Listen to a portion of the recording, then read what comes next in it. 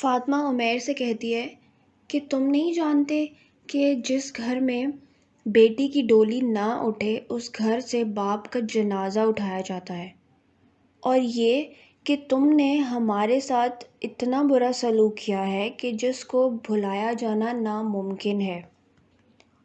اور تم اس چیز سے بھی ڈرو کہ کہیں تمہیں میرے آنسو لے نہ ڈوبیں۔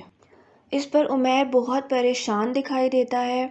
اور ساتھ ہی ساتھ اس ایپیسوڈ میں بتایا جائے گا کہ اسے سچ میں فاطمہ سے محبت ہو جائے گی، اور جب وہ اپنے فرینڈ کے پاس جائے گا وہاں بھی فاطمہ کے بارے میں ہی ڈسکشن کرے گا، اور اس کا دوست اسے کہے گا کہ جب سے تم آئے ہو تب سے صرف اور صرف فاطمہ کی باتیں ہی کرے جا رہے ہو، جس سے صاف ظاہر ہو رہا ہے کہ تم بھی فاطمہ میں انٹرسٹ لینے لگ گئے ہو۔ عمیر اپنے چچا سے ملنے کے لیے ان کے روم میں جائے گا اور ان کی طبیعت کے بارے میں معلوم کرنے کی کوشش کرے گا، لیکن اس کے چچا انہیں ڈانٹ دیں گے اور کہیں گے کہ میرے روم میں تمہیں آنے کی اجازت کس نے دی؟ تم میرے کمرے میں داخل بھی کیسے ہو سکتے ہو؟ تم نے میری بیٹی کی زندگی برباد کر دی، میری معصوم سی بیٹی کو کسی کے سامنے منہ دکھانے کے لائق نہیں چھوڑا، اور ہر کسی کے سامنے تم نے اسے رسوا کر کے رکھ دیا ہے۔ تم کس حق سے، کس حیثیت سے میرا پتہ معلوم کرنے کے لیے یہاں آئے ہو؟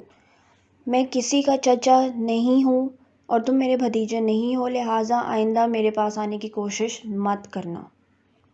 اور یہ ساری بات دکھایا جائے گا کہ عمیر انیکا سے بھی ڈسکس کرے گا، اور انیکا اسے ایز یوزول فاطمہ کے بارے میں بھڑکانے کی کوشش کرے گی کہ چچا کے دماغ میں یہ سب باتیں فاطمہ کی طرف سے ڈالی گئی ہیں، ورنہ چچا کبھی بھی تم سے ایسے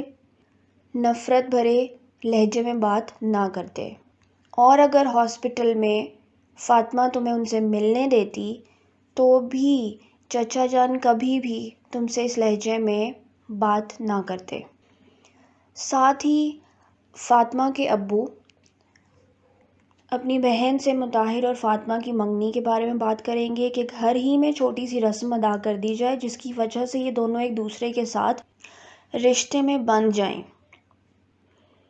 اور ساتھ ہی مطہر بھی آ جائے گا، لیکن مطہر کی امی اس سے کہیں گی کہ آپ کو کس نے کہہ دیا کہ میں ان دونوں کی منگنی کرنا چاہتی ہوں؟ بلکہ میں تو ان دونوں کی منگنی کرنا ہی نہیں چاہتی، میں نہیں چاہتی کہ مطہر کی بہو فاطمہ جیسی لڑکی بنے۔ اس پر مطہر اور فاطمہ کے والد بہت پریشان ہو جائیں گے۔ ساتھ ہی یہ کہ عمیر جب فاطمہ سے بات کر فاطمہ عمیر سے کہتی ہے کہ کتا اپنے تنگ کرنے والوں کو کاٹ لیتا ہے کیونکہ وہ ایک جانور ہے، اور جانور تو بے لگام ہوتا ہے، لیکن اگر انسان بے لگام ہو جائے تو وہ جانور سے بھی زیادہ بدتر ہو جاتا ہے۔ So this is the end of my video.